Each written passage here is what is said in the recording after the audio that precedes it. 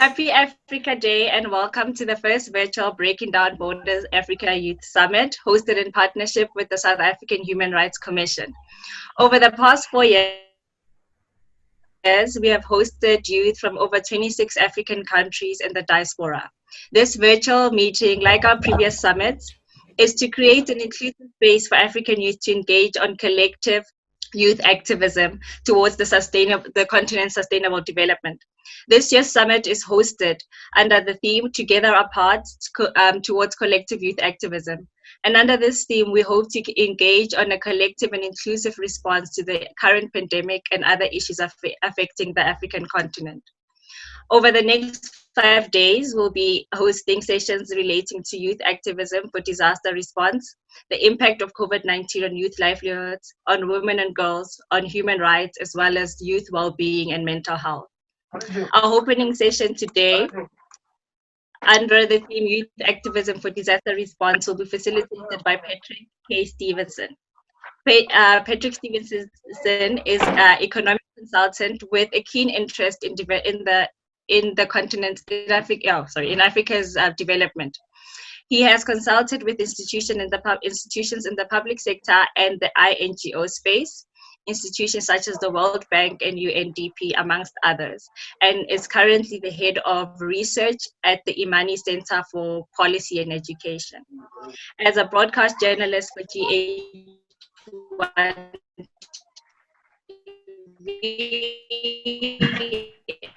and Business Edition Radio, Accountability and Drive advocacy for key policy reform in Ghana, as well as discussed issues relating to key sectors of the Ghanaian and African economy. Over to you, Patrick. Thank you very much, Ntabiseng, for that introduction. At the point, I was wondering whether you were talking about me, but thank you so much. And welcome to all the panelists to this very exciting conversation. I think that this discussion is one of the most important things that should be happening on the African continent at the moment. And so to my panelists who I'll be introducing shortly, I think you're all welcome. The topic or the theme that we have been tasked with trying to unpack, as far as the development of the African continent is concerned, on Africa Day, is one that is of extreme importance, and the theme is Together Apart and the youth, activism for disaster response. And I think that is an extremely important, topical subject today on the African continent. And one of the reasons that is one of the reasons why I think this is of tremendous importance is because you look across the continent of Africa today, if not for anything at all, the possibility of finding very young people in every aspect of our lives, I think is quite high. Yet, the kind of leadership that we have politically and economically across the continent, a lot of that seems to be, for a very, want of a better phrase, very old people, right? And so how do we as young people who have actively been involved in our various spheres of endeavor try to unpack what our responsibilities really look like as far as Africa today is concerned within the context of the response to COVID-19. This is also important because the struggle for Africa's emancipation, when you think of leaders like Nkrumah, Julius Nyerere, and the like, they were doing these things when they were in their early 30s, mid 30s. Some of them even way below that. I mean, the likes of Thomas Sankara, for example. I mean, they were pushing things on inclusivity of women when they were very young. It shows that if the continent should move forward, we have a certain responsibility. And so that is some sort of a context for this conversation we are going to have. What it is that the African youth today can do within the context of providing, credible and creative responses to COVID-19, leveraging our various strengths in the area of activism.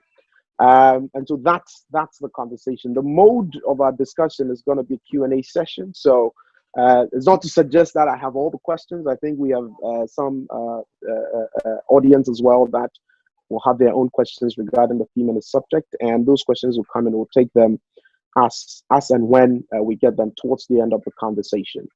But to introduce the panelists, We have an amazing panel, I should say. I think the diversity of the panel as well is quite interesting in terms of where backgrounds are, right? And so I'll start off right by the very first panelist, who's Lennon Monyae. And Lennon is a Bachelor of Arts in International Relations graduate from the University of Witwatersrand, and works with the African Peer Review Mechanism. And this mechanism is a mutually agreed instrument that African countries use to measure or assess their development, particularly on the mobilization and engagement of youth along the shared and common values of the continent. And I do recall a number of reports that back in the day were led by General Obasanjo himself and a few others regarding this mechanism. I do recall as well my former president Jacob Kufuor was quite instrumental as well on this. So Lennon, you're welcome. Thank you, Patrick, for the warm introduction, and happy Africa Day to the listeners as well. Right. So besides Lennon, we have Tanya Lallmon, who's based in Mauritius. She's a lawyer by profession and a social activist at heart, that is. She's the legal lead of the Reform 53 campaign of the Commonwealth Youth Gender and Equality Network under the Royal Commonwealth Society. She sits on the advisory board of the steering of Greatness Foundation, a global peace chain, international human rights advisory council. She works also on the Agents of Peace, Kenya and Svikers.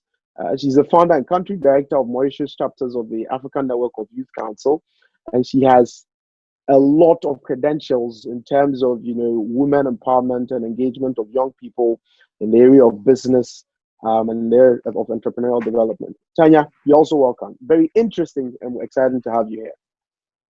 Thank you, Patrick. And may I add to everyone that's here, we're all jealous of your background at the moment. I'm from Mauritius and I so miss the beach at the moment.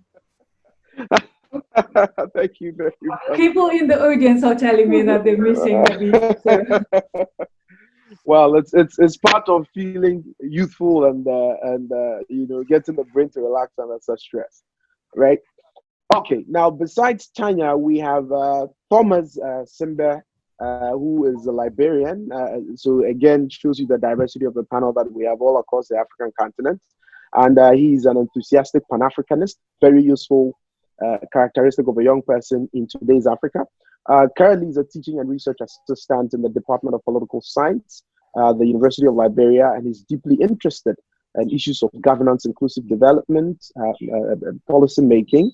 That's something we share in common, and policy research and political analysis. Additionally, he's a passionate socio-political advocate with keen interest in youth participation, mentorship, and academic development. And he's part of a number of political science associations across the world. Thomas, you're also welcome.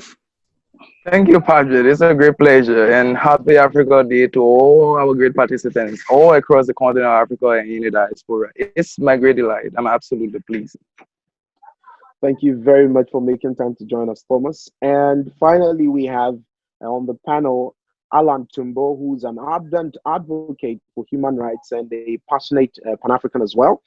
He has spent more of his career working on human rights, particularly the right to equality and non-discrimination. He currently works as a research advisor to the Commissioner Malati at the South African Human Rights Commission. In his capacity, Allan is currently leading a project to establish a monitoring mechanism to monitor the implementation of the Convention of the Rights of Persons with Disabilities in South Africa. And he was selected as part of the 2019 cohort of the Obama Foundation of Young Leaders. So again, another interesting background, this time looking at how we can rope people with disabilities and drive human rights issues across the African continent as well. Allan, thank you very much for the work you do, and you're welcome. Thank you so much, Patrick. Greetings to everyone and happy Africa Day. Thank you very much. Now that we have the panel out of the way, to the audience, at the end of this conversation, there'll be a period of about 15 minutes that we may take questions and answers. So feel free to put these questions and answers through as you can. For those watching us live on Facebook and other social media handles, it's important for you to equally contribute to the conversation by sending your questions through, and we shall take them as far as time will permit. Without much ado, we'll get into the conversation proper. And I think it is good we start with, the person who seems to works in the area of reviewing what development across the African continent really is, and how the African youth have been mobilized towards driving the development agenda of the African continent. And here I'm talking Lennon, right? So Lennon, you may start off the conversation for us. In terms of activism and the work you do with the APRM, it will be interesting to know what the reaction of the various countries and various youth groups involved in activism really looks like within this time where we are confronted with this global challenge that Africa is responding to in different ways. What really does that narrative look like? Thank you so much, Patrick. Look, the pandemic, it's almost 2 months now since it was announced, it reached the shores of the continent. And to be honest, a lot of commentators, they expected to see body bags in the streets of Africa. That's one article I read. But so far, I can tell you that I think a lot of African countries have responded positively in stopping the pandemic from taking the lives of people. And young people in particular have been very instrumental. So young people have led in terms of the innovation. We see a lot of innovation from across all African regions, young people coming up with different types of masks, different types of sanitizers. We've also seen African young people being in front of the advocacy in terms of sensitizing African people about the disease, as well as young people actually helping in delivering food, as well as basic services. So when we say young African people are the future of tomorrow, this pandemic is actually shown that we're the leaders of today, and that demographic dividend that we've been talking about for a very long time, it's being showcased right now on the continent. So before I continue saying anything else, I would like to actually appreciate the efforts of various young people, particularly those ones that are in the front line. Young doctors, young people that are leading in the military, in the police. They're at the front line, and we should salute their efforts. Well, thank you very much, Lennon. And I'm going to come back to some very important points you raised there. That different youth groups are involved in different solutions on the front lines, right? And again, it comes back to some of the things we have always known, that African youth would typically get involved in the solution provision, but our ability to provide these solutions is based on a certain ecosystem that has been designed that is either accommodative of our efforts or not. So it's almost to say that we are almost caught up finding second best solutions to problems that exist, which maybe leadership may not have. So I will come back to that conversation. But I'll pick up from where you just left off and go to Tanya, right? Now Tanya, your work involves dealing with different groups, particularly women, and empowering them in different ways. We know that under the current constraints, the people you find on the front end, either in the provision of food, trying to protect their families and ensuring that social distancing mechanisms, are completely followed in the home. And outside of that, those even at the front line, medical doctors, nurses, and other health professionals, majority of them happen to be women. And that's what the data appears to suggest. Have we as a continent and as young people created that narrative that makes it relatively easy for those with this profile to actively engage in the solution provision at the local and at the regional and continental level? I would say The COVID-19 pandemic, despite its tragic consequences, has provided an unprecedented opportunity for innovation and resourcefulness within the African continent. Despite the fact that a lot of crises have been exacerbated, we've seen rises in domestic violence, child marriage, female genital mutilation, but we have had those crises have always been existent, but the COVID-19 pandemic has shed light on those, on how severe it is. And now is the time for young people to push governments for changing those policies to bring about more protective laws for girls and women. Because I can see from my experience that young people are actively working at grassroots level to protect those on the front lines, to protect, like, for example, Safe Engage Foundation in Kenya is working actively on the ground to protect young girls from female genital mutilation. But at the moment, because of the COVID-19 lockdown, their operations have had to stop. So what they have done is diversify the operation, to distribute sanitizer kits, to distribute food packages. So there has been a resourcefulness in terms of activities on the part of African youth. I would say, though, that although we should see how other continents are implementing those solutions, the methods that they're implementing, we should take those as a source of inspiration. I wouldn't say it's always wise to copy them exactly. We should always adapt it to our specific context. So I have seen in situations where in remote areas where they don't have running water, young people have implemented systems where people would be able to wash their hands. So there is this resourcefulness that is present, but unfortunately, indeed, like you pointed out, there is a lack of support at times for the initiatives. And as young people, we're often dismissed because of our inexperience. So sometimes it's difficult for them to apply for grants, or even if they do apply, it's difficult for them to receive those grants.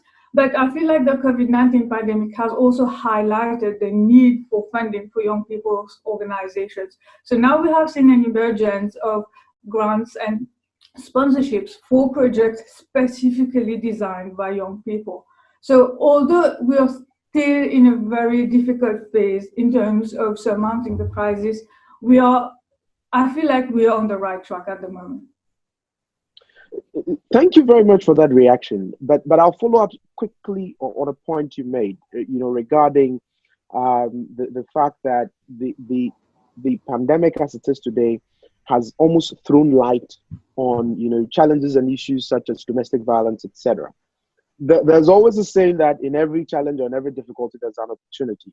Do you feel that in the presence of that challenge, where a lot more people are now staying home, so if somebody was domestically being abused, for example, as a young person or as a woman, then there's a tendency for that to be more. Do you feel that under the current dispensation, there's an opportunity for solutions to be provided with, that addresses those problems currently? That, either some people have developed some tools for women, for example, who get, abused domestically, to be able to leverage the existing technology system to get these things addressed. So do you feel that we have that space now to address some of those constraints? Absolutely. In fact, I have seen people who have put up hotlines for women who are in abusive situations so that they can call for help, because now they cannot go out to support centers. We have had situations where there has been a sort of neighborhood solidarity for women who are victims of domestic violence, so that we can adapt to this lockdown situation.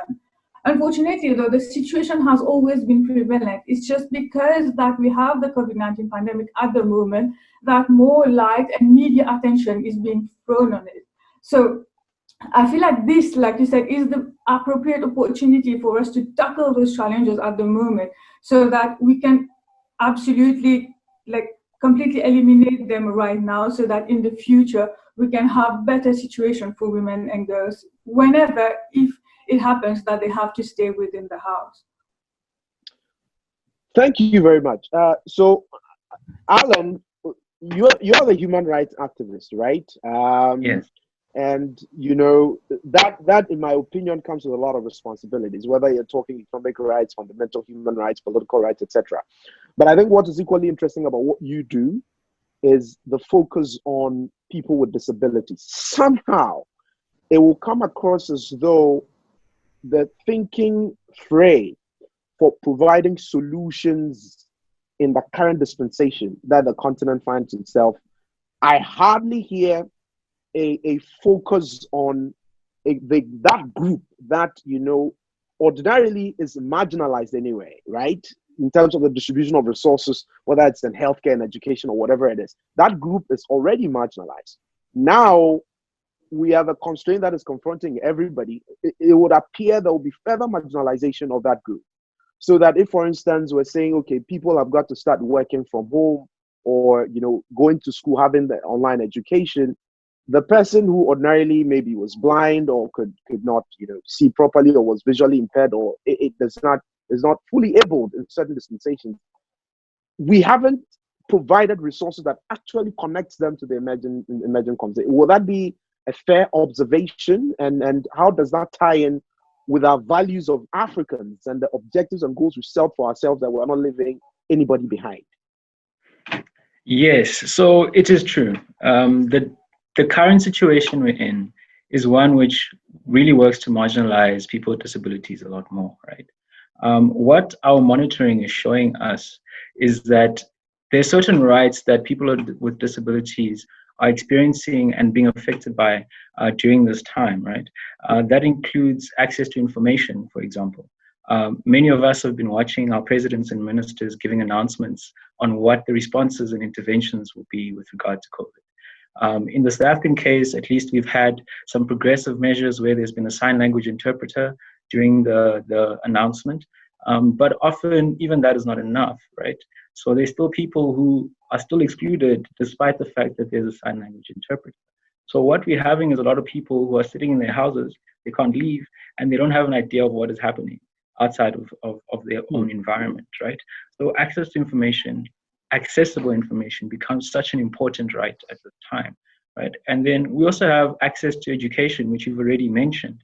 A lot of people who are in high school and in tertiary education are not able to access education at this time because, to be honest, the system has not been prepared to provide education through technological or digital means, right? So we're finding that a lot of people are being left behind. As I speak, we have children returning to schools in South Africa today, and the Commission is currently monitoring how those schools are ready to bring in people back into the school environment and to ensure that they don't get infected by COVID while in the school environment, right? But it goes beyond that because it also is an issue of accessibility. How are you able to ensure that they can equally experience the education that you're providing for them? Lastly, we're also seeing access to Social Security being a huge issue. So in terms of grants, we're seeing our Department of Social Development being unable to provide grants in a timely manner. So you still have people waiting in long lines despite COVID to receive grants which amount to maybe 1,800 Rand per month, right? And they're supposed to support multiple generations usually on that income. So one thing that we're seeing is that in terms of the public sector, the readiness to use technological means to govern and monitor is something that we're falling behind on. And that in itself is leaving people behind, right?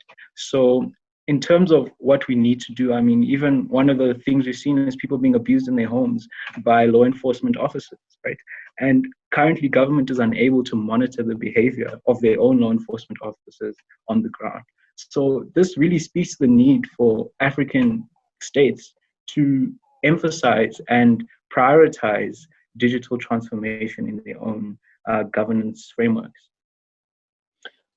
Thank you very much for that submission. And I think that you make a point which I will interpret as a question and then throw that to, well, our policy thinker on this panel.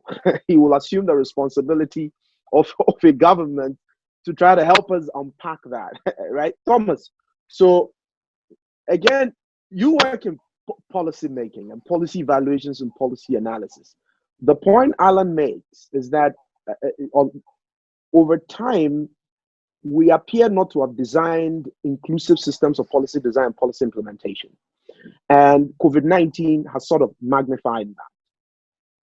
because of that, a lot of young people have not been roped into proper policy making, because all the things that the other panelists have said so far suggest that young people are spotting problems. They are finding solutions to these problems, whether it's for people who have been marginalized, whether it's for women, whether it's for young people who are entrepreneurial and are finding innovative solutions, access to funding. They are finding pockets of solutions.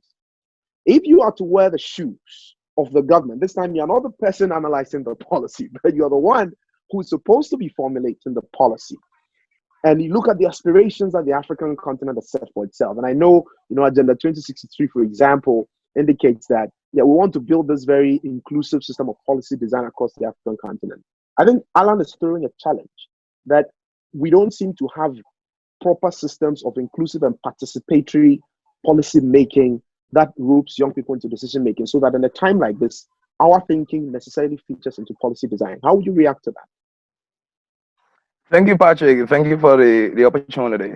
I do agree with Allan. I think we lack an inclusive system in Africa. Probably most African countries do not have that integrated system where anybody and different groups, whether disabled, youth, women, children from all walks of society, are integrated within the decision-making process. And mostly our states have been seriously politicized. People have become partisan across different levels. So they decide to take different political stances, support different political parties and individuals of political parties, and forget about the essential issue. The issue is about the people. And once you don't build an integrated system, focus so much on yourself and what you want and how to sustain your regime, it poses a serious problem. So the idea with having a nation or state unprepared for a challenge, the COVID-19, is apparent throughout Africa. African systems are not really inclusive. Most of these systems are exclusionary. We have systems built just around a few group of elite individuals who benefit from the system and not generally across the board. So if we want to have, for example, the AYC, the African Youth Charter that was adopted in 2006, July 2006, speaks to the fact that there must be inclusion in the decision-making process. And once we do not have a multiplicity of actors within the decision-making process, we will not have essential interests being represented. And because we have avoidance of essential interests being represented in the process, we do have a very empty political space. And because we have a very empty political space, an unrepresented political space, we always encounter problems. People make decisions. I think political decisions in Africa should be a bottom-up decision. It should be a bottom-up process, and not just one group of hierarchical people making all decisions for society. And in any society where you have unprepared systems, unready individuals, and you have people so concerned about what they think they would take from the system rather than benefiting the system, encouraging change within the system, encouraging reform within the system, we always encounter such problems. So Africa has been unprepared. It is not a new story, it's something that is quite old. But so I'll take you up on a comment you made there, and I think maybe you can help clarify that a little bit more. So we have traditional systems that typically does not allow inclusion. You've made that point. Allan has made that point. COVID-19 is beginning to suggest to us that a lot of our activities going forward will have to be online. And I know in other jurisdictions, in some cities I've studied, in Europe, for example, look at the way the cities are organized. They leverage emerging technologies to collect citizens' views, in terms of policy making at scale. And indeed, for the young people on the African continent today, it is very easy, for instance. I mean, if you look at the northern part of the African continent today, some of the most uprisings you saw with young people being displeased about different governments, etc. The mobilization started using civic technology. Some were doing it over Facebook, some were doing it over, WhatsApp and other social media platforms. So technology is beginning to play an important role. I guess the question is, given that COVID-19 appears to be pushing a lot of our activities online, what should the current system of decision making be? Is there space to say, okay, young people, you are able to mobilize yourself as activists using these tools? Are we at a point where we can mobilize your views about things that matter? People will either sign petitions, etc. But here you're talking broader policy making, right? For that border on inclusive decision making. Are we at a time where the African Union, the various African governments must recognize that this is an emergent trend and that is something we have to work on? Or as a political scientist, you think maybe I'm pushing the bar too far?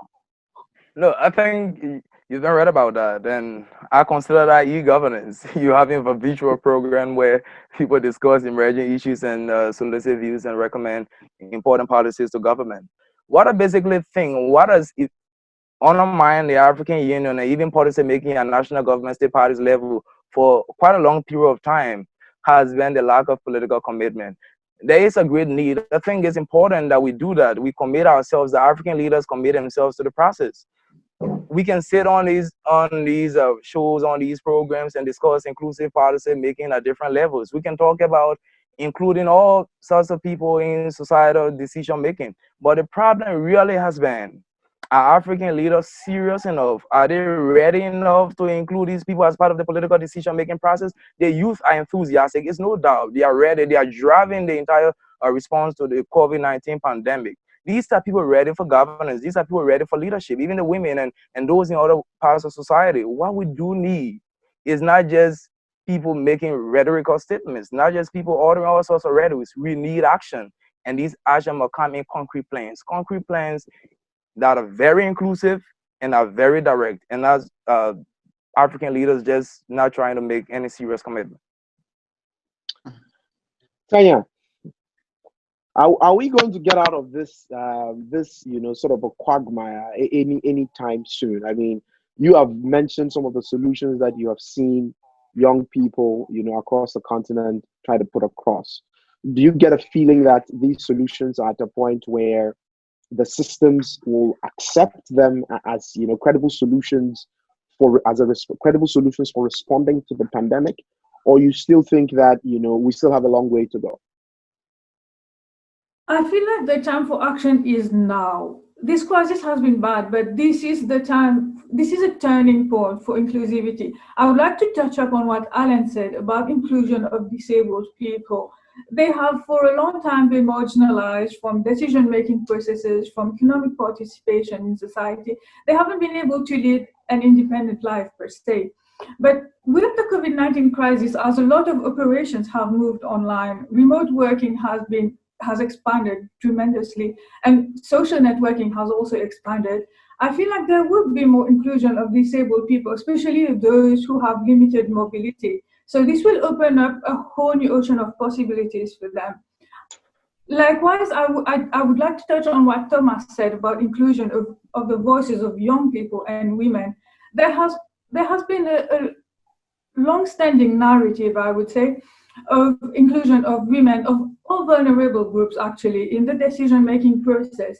And while there has been this tendency to have women or young people at the table when decisions are being made at continental level or at even regional level, there has often been tokenism. I have myself participated in meetings where I have been called to participate as a young woman. So I would, like, for the organizers, I would be representing the voice of young people as well as the voices of young women. But even if I am given a seat at the table, my voice is not heard. I'm just there. Even if I voice out my opinions, it is just dismissed on the grounds that I am young, so I am inexperienced. I don't know the realities of the market, so I'm not wise enough to pronounce myself on certain issues. So I do feel like, exactly like Thomas said, there has to be a need for concrete action for the empowerment of those marginalized groups. Otherwise, if we just keep talking and we don't walk the talk, then there is no point in actually holding those sessions. So I feel like the crisis is an essential moment right now to change all of those narratives so that we can build a more inclusive society for all of those groups that have been oppressed for such a long time. So we are essentially bringing young people into the conversation on African development. We are bringing young people into the fray when it comes to solutions to COVID-19.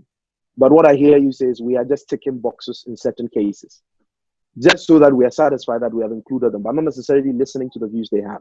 Lennon, you started off this conversation, and so I think the point Tanya makes comes back to you. You have had the opportunity of looking at, the continent and how we're including young people, etc., etc. I think the point they make, which Tanya concludes on, falls squarely back on an institution, for example, like the peer review mechanism, right?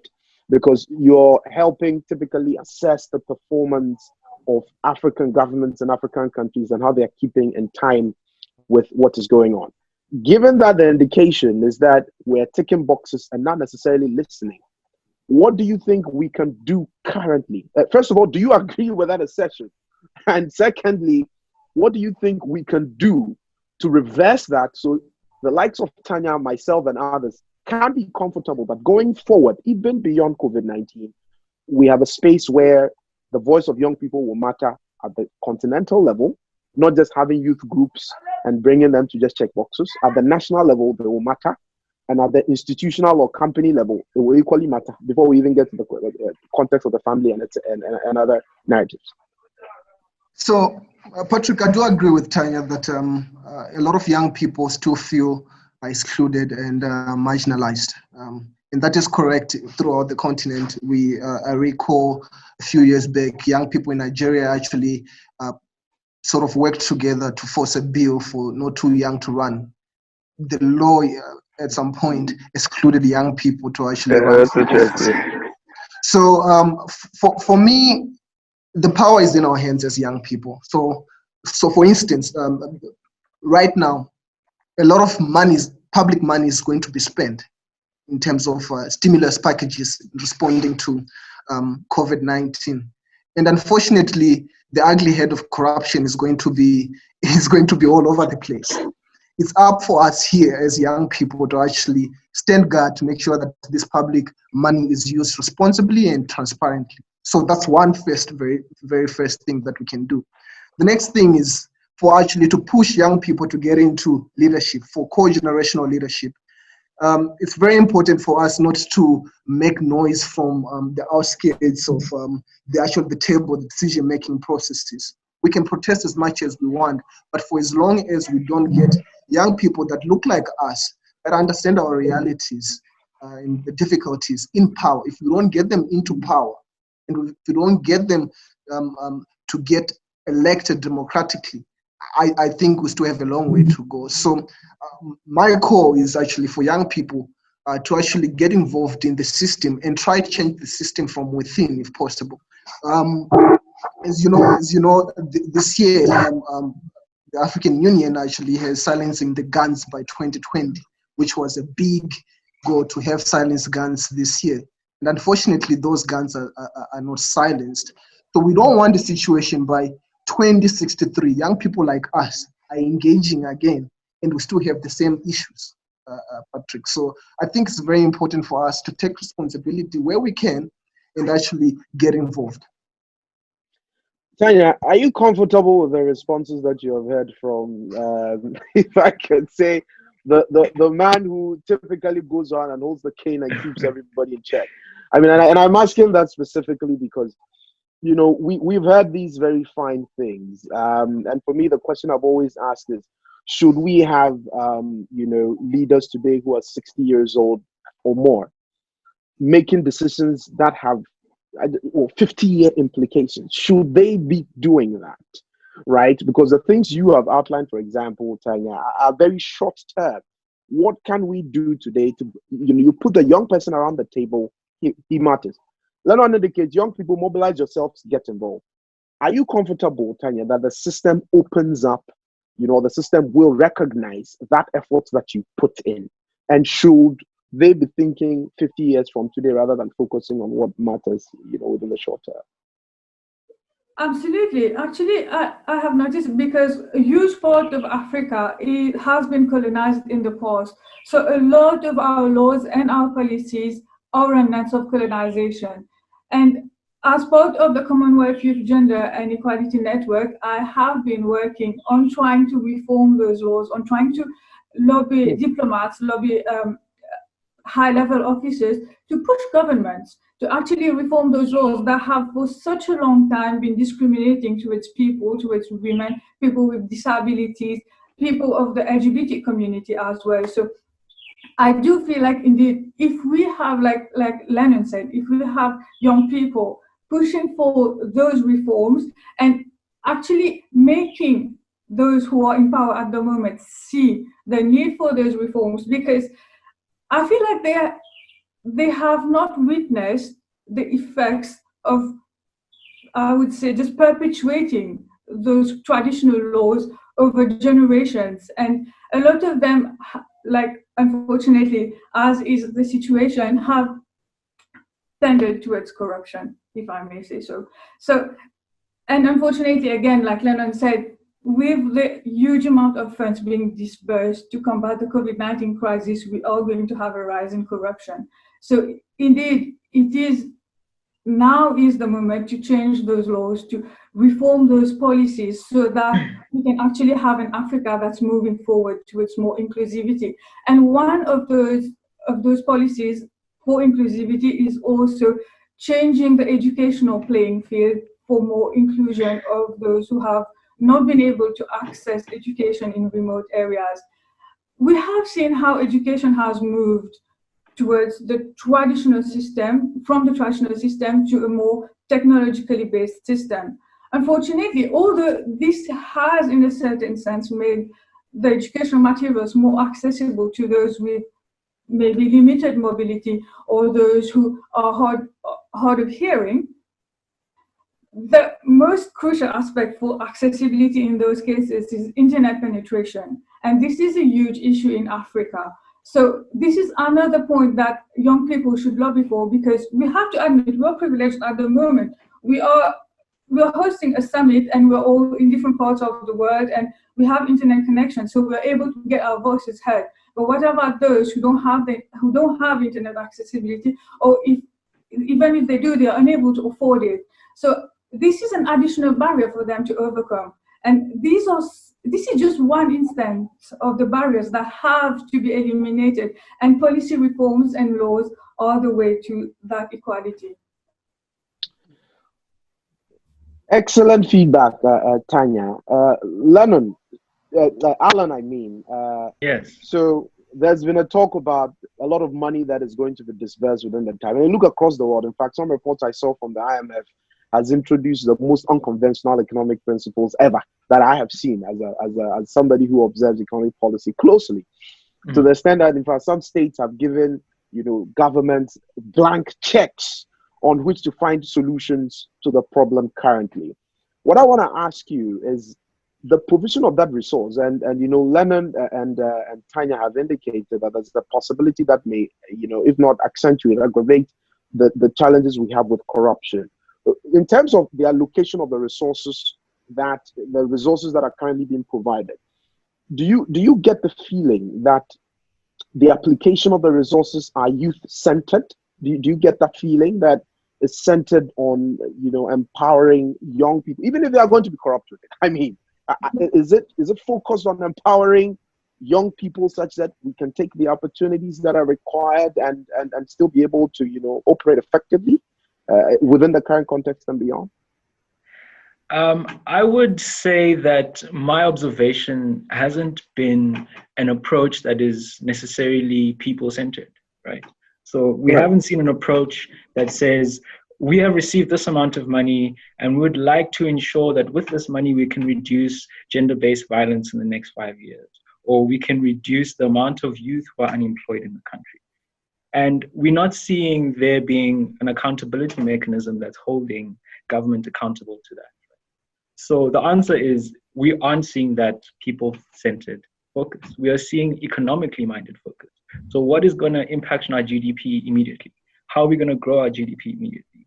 Where are the easy gains that we can show that we have made improvements and go back and ask for more money? But on the ground, we're not seeing that much improvement. So for example, in South Africa, education is possibly the highest expenditure that we have on our budget. But we are not seeing the level of education increasing, and we're not seeing the level of people's skills increasing either. South Africa remains one of the worst countries in that. The World Economic Forum has shown that out of 140 countries, South Africa comes 130, right, in terms of education. So the mechanisms that are there to hold governments accountable for particular outcomes are really concerning. So if we look at it from a continental perspective, we have an 2063 agenda. And I have not possibly my friends over here can add to that. But I have not seen any frameworks that are monitoring how we're going to reach any of those visions that have been put on that paper. How are we going to achieve African unity with the money that we've received? So in terms of health, I think there are frameworks that allow you to show that there are better outcomes, right? You can measure that there are better outcomes based on the amount of money that you're spending, but they are not progressive in the way they manage. They are responsive. And being responsive can often create a lot of misdirection, right? If you're not aware of where you want to go before the fact. So if we're looking at some European countries right now, some are so confident in their health sectors that they actually don't have lockdown measures. So if you look at countries like Sweden, people aren't under lockdown. They're just going on like nothing has happened because the faith in their sector is so strong. But in our context, we haven't invested so much in having our public sector being that strong. And that makes us chase every problem that we have as it arises. And that is a dangerous place to be in. Well, thank you very much for that. When I think you equally touch on a very important subject. So it's not just about what resources we're making available now for that level of inclusion and empowering of young people to do things, but what we have been doing before, because that prepares us to be able to deal effectively with the crisis we have at hand. And then I think it's a very important point you make there. And you throw a question, what is happening to Agenda 2063 and what mechanisms do we have to monitor that? Because I suspect something like healthcare and, how we deal with crises like this when they come up, the other things like climate change, etc., how we deal with that. I'll go to Lallmon to respond to that. But before then, I think it's important that we acknowledge some of our viewers and the questions that they are beginning to put across. And so, Lallmon, take note of that question. How are you monitoring Agenda 2063 and how that document itself or that plan itself that the African continent has supports, our response to crisis like this, and what are the accountability mechanisms around that? Please think through that, and then I'll take some of the questions that we have. Very interesting questions for those of you watching us live on Facebook and the various social media handles on this platform as well. I think we want to thank you, and the questions I've seen are very interesting. There's a question from Chinedu Ogugwa, who's I suspect maybe coming from Nigeria because of the name Chinedu, and he asks that data gaps, continue to remain a challenge in Africa. How do we resolve this problem? I want to add a little bit to that. If you don't have sufficient data around investments you're making in healthcare, around young people and some of the demographics that Tanya, for example, has talked about, if you don't have that credible amount of data, how do you plan any response to this particular crisis? But most importantly, most of the other crises that we have in Africa beyond COVID-19, we've seen technology like, big ag tech. You see data, you see a lot of cloud-based technology. You've seen drones and things that are being used in farming, etc. All of these things are based on collection of data at scale in other markets we have seen. So my question will go specifically to Thomas, right? You are involved in policy making. I think you talked about some of these, but I think the question that is being asked is, you have a data problem about policy making in Africa. How do you reconcile that data difficulty going forward? How do we solve it? I think African leaders and African government must be proactive. We need to constantly do our surveys. We need to make decisions from evidence, not just making decisions just by what we think that will appeal to our political base. In order to solve the data problem, there must be a sense of information gathering, whether digitally getting involved, engaging our people in the process, ensuring that all information is necessary in order to make political decisions. Because we do not make decisions. I'll just have the case for Liberia very quickly. And we have a demographic problem in Liberia. Since 2008, where we conducted the last census, we have not conducted any census up to 2020. So that has been a 12-year gap. And yet we are faced with a COVID-19 pandemic. How do we make such disaster preparedness decision? It's impossible. So people make decisions basically based on people to so-called political base or whatsoever you might call it. They do not base information on raw data. That's the reason why most African countries across the region face a serious problem. Most of them face serious problem in reaching decisions. We want to make decisions, but we do not know how to get the information. And we do not know how to make use of the data. Getting the data is different, and utilizing the data is another thing. And I think bulk of the idea is that in some African countries, data is available, but they do not want to use the data. Why they do not want to use the data? They want to have a cover up. Bulk of African leaders want to do whatever they think is necessary in their own view is right to do, rather than judging from the information. And practically, this is because of their own selfish personal gain or due to other factors to play on. But I think data gap can be breached if African leaders are ready to engage more digitally and increase inclusion in the process. Excellent point you make there. I mean, I think the use of data, collection of data, is really at the heart of policy design. And so, if people don't want to be accountable, clearly you can see that there's a break. They deliberately want to break the social contract. But I think you have some very useful pointers for us young people there. That, I mean, if we want to get involved in solutions like this, we have to start thinking creatively about how we collect our own data to back some of the reforms that we demand. There's another question from Bonolon Flatling, I think, and I want to believe. She's from South Africa, and she has a question for Tanya. It says, Tanya, what methodologies have you used, to push different policies, laws, etc.? Because Lennon mentioned that, protesting alone is not enough to take up positions of leadership in government, right? And so, given the work that you have done, and given what we live in a continent that generally gives political positions to families and friends, how can young people go about getting into such positions, given your work that you are currently undertaking? What advice would you have for Bonolo? I would totally agree that at the moment it is difficult for young people to actually get involved in active politics per se and have their voices heard. And I do feel like a number of innovative solutions should be put in place, especially now when we see that young people are so vulnerable when a pandemic affects the whole continent. For example, we should have a change in our educational system. Young people don't get involved in politics because a lot of them feel like it's none of their business. Some of them don't even know the big leaders in their country. So we should start by educating them, telling them who is in power, who does what, and also not just educating them for the sake of passing exams, but actually providing them with the skills that would help them if they want to get engaged in politics. Let's just teach them conflict management. Let us teach them diplomacy. Let us teach them international world affairs so that they are knowledgeable about those from a young age, and then they can move forward and take action. And we do have young people involved in politics, not national level politics, but in universities, for example, we have student bodies, we have elections going on, we have those individuals voicing their opinions for a better life within the university compound. So why can't we use those student bodies and those young people who are making their voices heard and having a better infrastructure within their schools for those who are studying at their schools? Why not have their voices heard at national level? Why not give them a platform so that they can at least, if not be in parliament, but at least advise those who are in politics, or have a consultative meeting with those young students so that they can actually explain what are the issues that they're facing and what solutions they propose, and discuss with political leaders about the feasibility of the solutions that they're bringing forward so that they can actually come to a consensus and move forward with the policy making.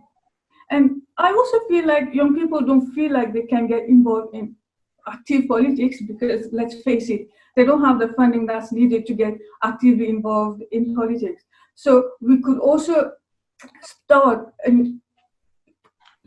setting up a new system with donors or with sponsors so that they could actually get grants to get involved in politics and push forward their agenda so that they could get elected and move the youth voices forward.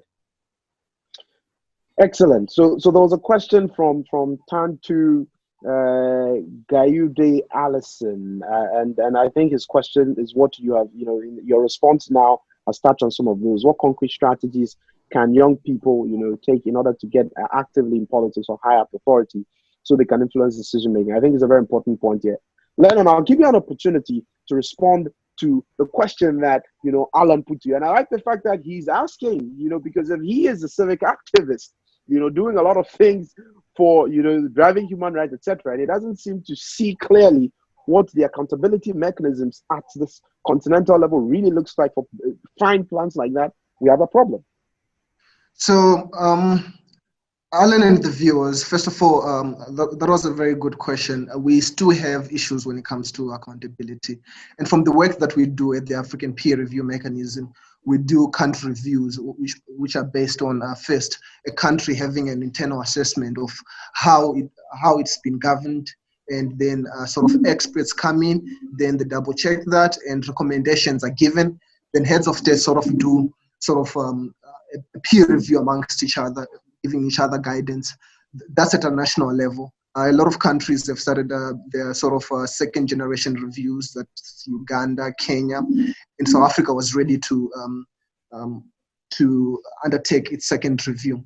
But this, for me, these are not just enough, because these are recommendations. It's up to us as citizens, because as a young man working for a continental organization, I hear a lot of insults. At times you hear that African Union is a toothless dog that barks, that makes a lot. But the African Union is us. So let's not insult the continental organization. Let's do things that will make sure that the continental organization sort of works properly. Bring our leaders into account. Then at a continental level, there is the Africa Governance Report, which I wish our viewers and fellow panelists get opportunity to look at.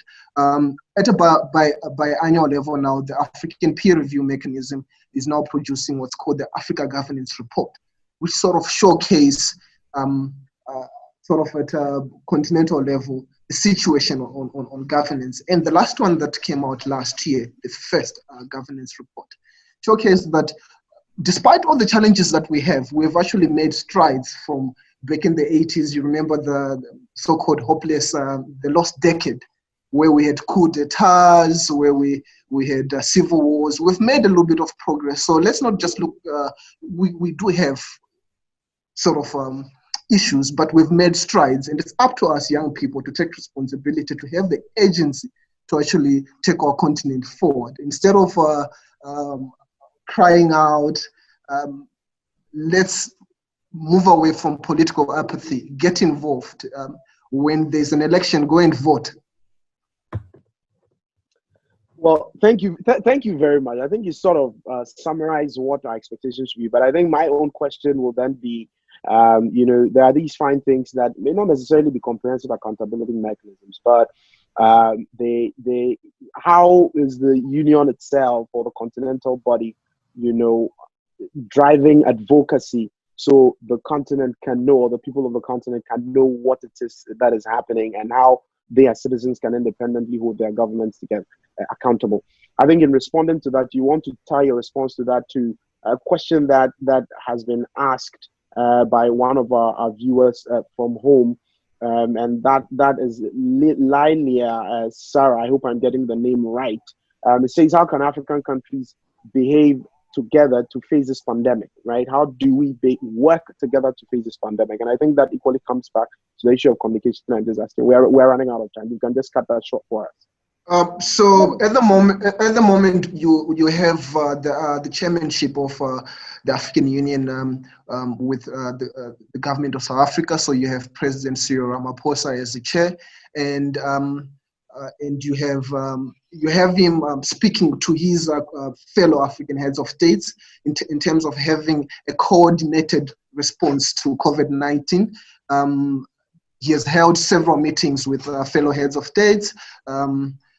That's the first one. Then you have what you call the African Center for Disease Control, which is actually today is actually fundraising with African musicians. I encourage young people to actually get involved with that project. In terms of mobilizing young people on the continent, particularly young musicians, to raise funds for the continent. So these are some of the few interventions that I've seen. You also have philanthropists that are coming in, donating, as well as at a national level, there are sort of funds that are being opened where citizens can actually donate money to sort of fight COVID-19. So those are the few things that I can mention for now. Fantastic.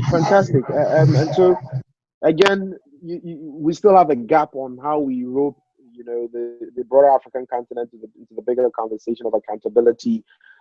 communication and what needs to be done and what not. Useful intervention there. Tanya, there seems to be a lot of questions for you, which means that people are generally concerned and they're really interested in the strategies that you keep mentioning in terms of how we can rope different people in and get young people involved. But I have a question for yourself and Thomas, and you can both try to make the response short. We have talked about some of that, but now I want concrete strategies, right? Civic activism, young people mobilizing themselves. There's a lot of poverty all across Africa, and poverty is one of the reasons why people end up becoming very tokenist. So that when they are given an opportunity to get involved in politics, or they're given a seat at the table, even during a time like this, they themselves as young people, maybe you, Tanya, you're an exception, but for most of them, it is really not a case of let me go and offer a solution. It is either they are being very, paying attention to their tribes that they're coming from. So either they belong to a particular political party or a particular sector of society that gives them an opportunity. In terms of concrete steps, yourself and Thomas, I mean, what do you think young people can do in this area? And I'll start with Thomas and end with you, Tanya. Basically, what I think is that young people have the immense capacity. I would like to quote from the African Youth Charter, the preamble of the African Youth Charter, that says we convinced that Africa's greatest resource is the young people. Yeah. When it comes to the young people, what I basically think is that young people can start up by getting themselves reoriented. We need a reorientation of the minds of young people. It's important that young people get engaged in the politics, but it's not just about getting engaged in the politics. It's getting engaged in the politics with the right mindset. We have very terrible political development, political socialization. People have different mentality about politics. The system has been institutionally corrupt. So we need young people with a different set of strategies and different set of mind. So young people should be reoriented firstly, and young people should try to get the system changed and believe in themselves with values. We need values. We need convictions. We need that sense of Pan-African identity. We need people to own their societies and own their development, and they will take positive actions. So we have a wider space of inclusion, wider space of people interacting, but we do not just need youth to sit down and just feel convenient as though everything is okay. And state parties and even the African Union have their own part to play. I will start to catalog it firstly from the African Union. I think the African Union, like I want to contend what Lennon said, African Union has not done enough. African Union has not harmonized enough with sub-regional organizations. The African Union has been essentially weak in coordinating African countries, despite all of these virtual meetings that have been going on. We have not seen a concerted effort both from the African CDC and from all the bodies. And that's when we come to national parties and state parties, national governments. National governments have been weakened because they were not essential strategies. So getting young people involved from the very stage of disaster preparedness, disaster engagement, we can find a different channel, different change in national government. We need such transition, and such transition must start with reorientation, reevaluation, civic engagement, re-education, reform of existing policies, and we'll definitely see the change that we want. Fantastic. In fact, I'm almost lost for words having listened to you. You've also outlined a lot of challenges and difficulties, and I'm hoping Tanya will unpack that for us. Tanya. Yes, I would like credible strategies for us to get involved. So when we get involved, it's not just a case of tokenist or being appreciative of the system saying, look, you have an opportunity to sit at the table. And I say this particularly with the example of the former African Union ambassador to the UN. You know, I think she, in my opinion, made one of the most boldest statements in terms of having a seat at the table, right? And aiming to change what the status quo is. But some people disagree with what the opposition. We know what the ramifications are. So what examples can we as young people truly follow? And what can we do in order to prepare ourselves to get a seat at the table so we don't end up succumbing to the system and the system sucking us in? I do agree that we indeed need a seat at the table because representation is important. I myself grew up, and when I was a child, I grew up not seeing any women like me in power, in politics, or making their voices heard. So I grew up thinking that I don't have a space in there. I would never get there. So when I got into my teenage years, then I started seeing women making their voices heard. I started seeing women in politics, in positions of power, in business. So then it changed my way of thinking, and I realized that yes, if they can do it, that means women can also do that. So representation indeed is important. That being said, it is not the only criteria to make your voice heard, and representation doesn't mean action.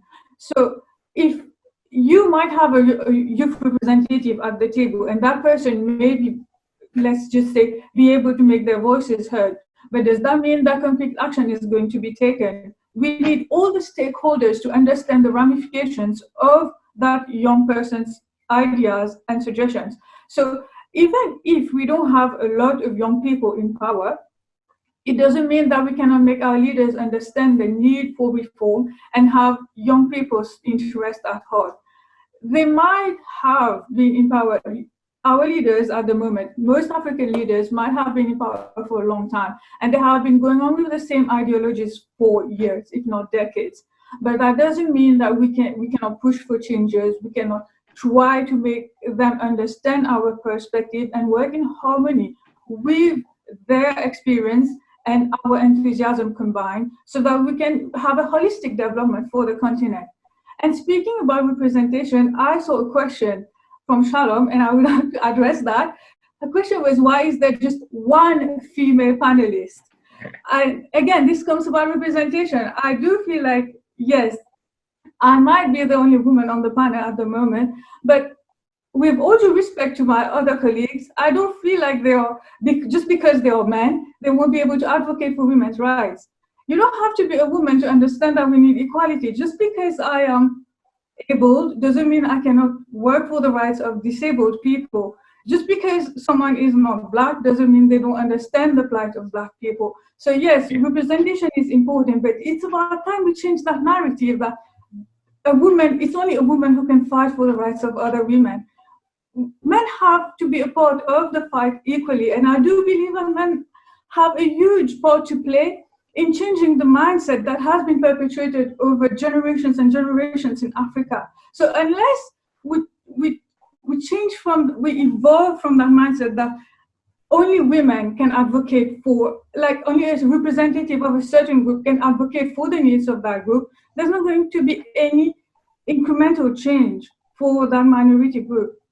Thank you.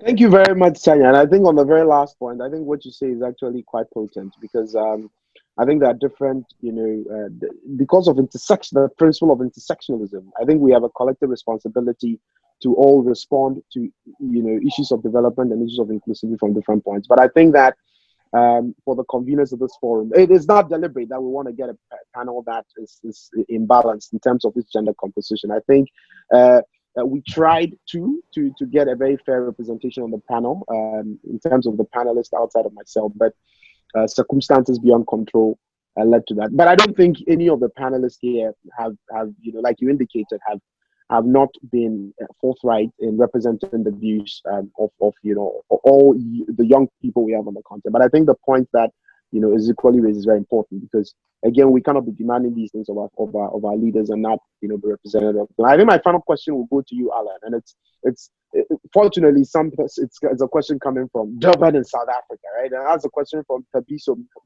Mapisa. Now he makes the point that you spoke of the need of not only responsive frameworks, and he's talking about frameworks of governments and their sensitivity to policy design and budget funding, etc. Is the problem not having responsible parties that ensure that the frameworks you put together are progressive, or is it just a case of focusing on never solving the problem itself by just taking boxes? So we do a framework because we want to tick boxes, not because we want to be progressive in solving a solution. And if that is the problem, he's asking you, how do you think what can we do to solve this problem?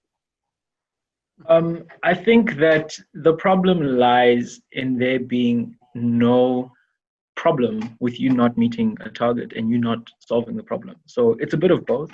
But if you don't solve the problem, nothing will happen to you as a leader, as a president. You will finish your term and go and retire nicely with some security guards in a nice house somewhere on the coast, right? But the point is, currently there's nothing that holds people to achieving those things. So to a large extent, people might not understand the problem, right? How do we solve this problem? We require 1, 2, 3. There isn't that discussion. There's a tendency to kind of throw money at the issue and say, okay, if we dedicate this amount of money to it, then surely you will solve the problem. And when you come back at the end of the year and you show that you've spent your money in such a way, then they're satisfied that perhaps you haven't solved the problem, but you've spent the money in an active way, right? So there needs to be a lot more management of consequences, right? So we need to understand that there are consequences to not achieving certain things, right? I want to pause there because I just want to take an opportunity to finally just add a different perspective to the issue of activism from the youth, if I may, Patrick. Oh, definitely. You can go ahead, Allan. Yeah, so obviously the whole thing of being in participation and being represented in these frameworks has been already spoken about.